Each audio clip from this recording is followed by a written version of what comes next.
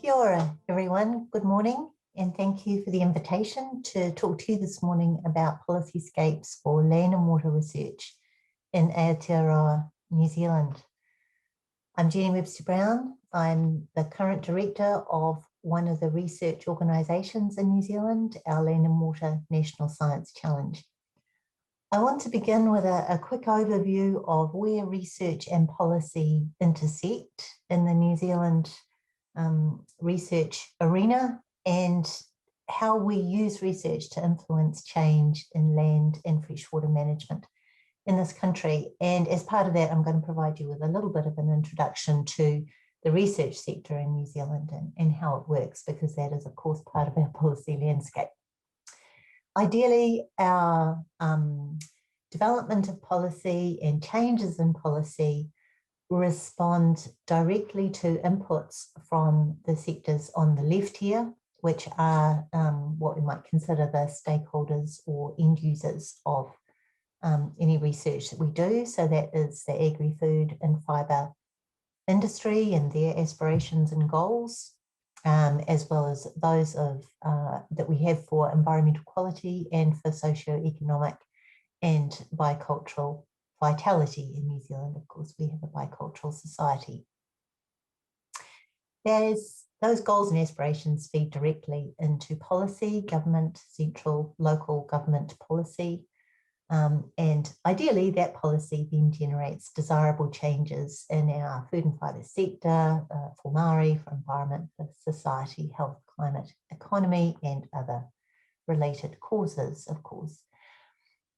There is a feedback loop from government policy through to stakeholders, of course, in that they have to respond to policy in much the same way as everyone does.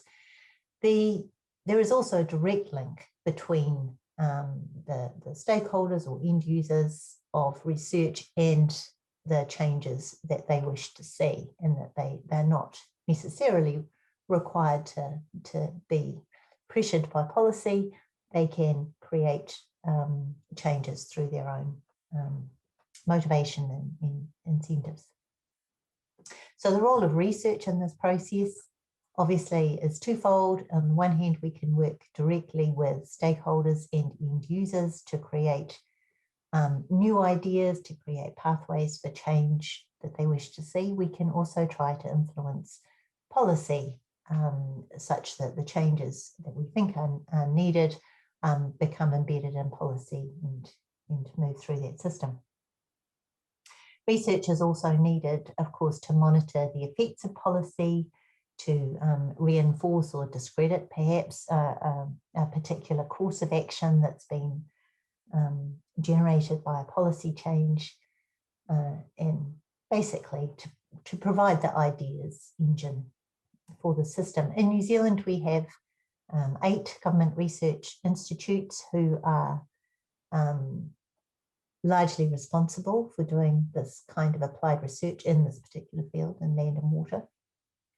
There are also universities, although we only have 2 universities. We have 8 universities in New Zealand. We only have 2 that are focused specifically on agricultural issues. The others tend to engage in more fundamental research. There are also a number of independent research organisations. But it became obvious 10 years ago that we had a very siloed approach in our research, and that was not capable of, it was very often siloed along disciplinary lines, that was not providing the answers that we needed for some of the more tricky problems in managing our environment and our agricultural land use. So the government decided to develop some additional research mechanisms, if you like. It commissioned 11 national science challenges, all of which were mission-led, were given a certain amount of funding, to bring together interdisciplinary research teams drawing across all those other research entities in New Zealand to create the best teams to develop co-designed research with the researchers and the stakeholders having a say in what research was done to try and address some of the more difficult problems that we have that can be addressed by science. So I am the director of one of these. It is the one that is most focused in this space, our land and water. Our objective is to maintain and improve our land and water quality for future generations while enhancing the value of the primary sector to New Zealand. Our vision is one in which catchments contain mosaics of land uses rather than a monocultural approach to land use. And these mosaics are more resilient, healthy, and prosperous than our land use today. And all New Zealanders are proud of the state of our land and water and share value from them. A fairly ambitious vision, of course. The role of the challenge is really to provide the pathway to this, to show how this can be done, to generate the ideas that we need to move us along this trajectory. A key part of the challenge is the commitment to embody Te Ao Māori, a Māori worldview, within our research, all of our research. So we are aiming to blend Mātauranga Māori, which is Māori knowledge systems, with Western science systems in order to come up with more holistic approaches, more holistic solutions to the problems we have with land and water management. Within the Māori worldview, there are many concepts which can benefit land users and also environmental quality if they are applied uniformly across this country. And one of our mandates is to look at how we take those concepts wider. Māori agribusiness is very firmly seated within these concepts, but we need to take that wider. We need to make that applicable, if appropriate, across a wider diversity of land use in this country. The conceptual model that embodies Te Ao Māori places land stewards, so those who are working the land, those who are managing those who are working the land, at the intersection between the factors that affect how they make their decisions, which are on the inside circle there, and the wider environment, which they, of course, have the potential to influence through their activity.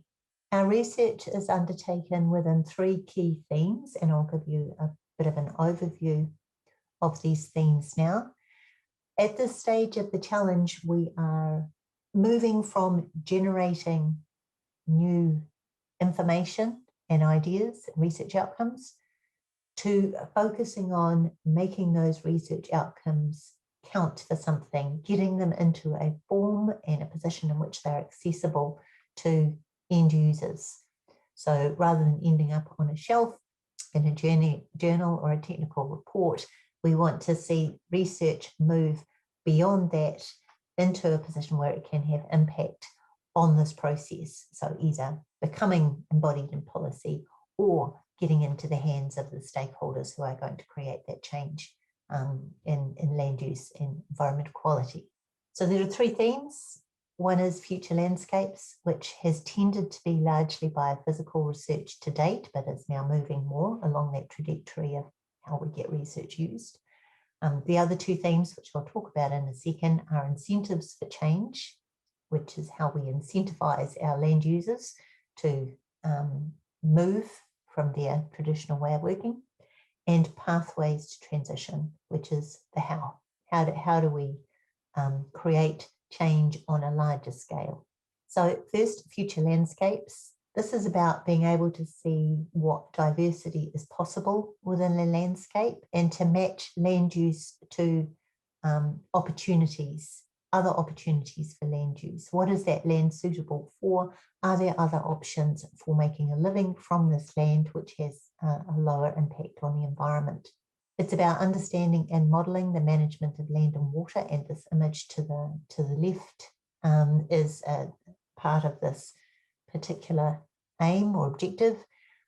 This is an area of Southland, the bottom part of the South Island of New Zealand, which is being mapped to show which areas are most suitable for particular land uses that would generate contaminants. So this is actually based on contaminant leaching, contaminant flow through river and stream and groundwater systems, as well as where those contaminants end up. So just at a very basic level, this particular diagram shows those areas which are of low suitability for intensive contaminant generating land use, such as dairy cows, are in red here. So we can see areas of that region which are clearly poorly suited to dairy or another similar activity. Areas in blue or the cooler colours are those which are more suitable for intensive dairy. Under this theme, we're also funding research which identifies high value, economic value, land use options that can also support the health of Te Taio. A lot of our, well, all of our information that is produced using funding from this challenge is open source, meaning it is openly available to anyone who wants to use it. We are not interested in having our research locked up in journal publications and technical reports, which are not widely available. So one way that we try to get our research out to stakeholders is to have a website which is easy to navigate, and I encourage you to visit our website if you want to find out a little bit more about our approach, which has clear domains which are dedicated to tools and methods and models and guidance documents which are of use to stakeholders and end users. The second theme that we have is called Incentives for Change, and this tends to be focused around markets and how we can use markets or non-market signals to drive change with land users. It's about value chains. It's about how people on the land can make decisions regarding their land use, which will allow them to make the same, if not a better, living from that particular packet of land.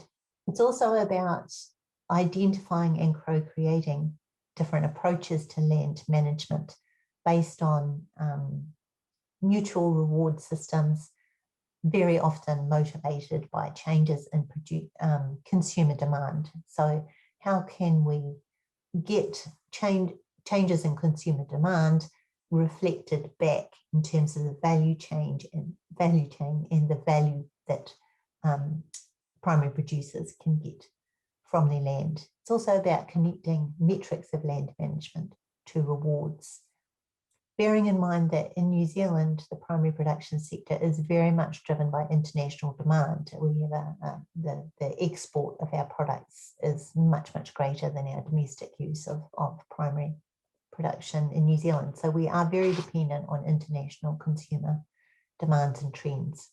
With this in mind, the image on the left there is from a program called Matrix of Drivers for Land Use Change. And it was a large international survey of what were considered those primary drivers for product demand. What were people looking for? And climate change and greenhouse gas emissions, for example, came out as big drivers for markets and overseas produce. A program which is under this theme, which just gives you a general flavour for the type of research which is funded, is called Register of Land Management Actions, and this is an attempt to collate and record all of the land management actions that have been done in particular catchments and relate those to changes that we have seen in water quality or other parameters of environmental quality. The idea is that ultimately this type of information will be accessible to the public through a platform such as Our Land and Water Aotearoa, which is a data platform that's publicly accessible. And for each catchment, you'll be able to see how much has been planted up in terms of riparian, how much has perhaps been planted up in terms of native plantings on the site, and whether or not this has had an effect on water quality. And it would give land users the confidence to undertake some of these actions, knowing that there would be a positive change as a result. The final theme is pathways to transition, and this is about taking small examples of land use change which have been successful and scaling those out to regional or national scale through a series of identified and catalogued steps. So what are the key mechanisms for scaling up land use change and scaling out across the country, so that we can make sure this happens in a faster time for adoption than we typically see. It's also about finding those key leverage points within the agri-food and fibre system to encourage a transition and removing obstacles to change that are inherent in our infrastructure and investment systems. It also includes the benefits of collaboration, working out mechanisms for collaboration, particularly at catchment scales that offer better possibilities than the current adversarial system that we have for management of our natural resources in New Zealand at the moment. The challenges are an experiment, a finite timescale, as I said before, and there are some key lessons that we have learnt, which we think need to be recorded somewhere and passed on for future reference. Those are that in order to effect change, to have an impact with policy and stakeholders, researchers need to prioritise the uptake and the accessibility of their research. It needs to be actively supported and resourced. It's not enough just to publish and move on. Co-design of research is challenging and time intensive, but without it, the research uptake is unlikely to happen. Merging Western science and Matauranga Māori is a very promising pathway to achieving the types of change we want to see in land use and water management, but it requires parties from both sectors to be willing to learn and appreciate the scope of the other vantage point. We need to see some change in the priorities of research organisations and research scientists in New Zealand for them to accommodate these ideas. And this will lead to a better use of science and policy and practice. And finally, only time will tell, I guess, whether the challenges have been a successful experiment, taking this mission-led interdisciplinary research team approach. We realise that adoption times are long for new ideas, and particularly in the primary production sector, and it will very likely be 10 years after we have concluded the challenge before we know whether we have been successful or not. Thank you for your time. I hope this has been useful. So that's good. So thank you very much to Jenny. Jenny, as you've seen, recorded the video. She couldn't join us today, but Jenny is a very valuable scientist in New Zealand, and we are so pleased to have her talk during this international workshop, and also to say that we are actively collaborating, from Lincoln University and the Center of Excellence with our Land and Water National Science Challenge.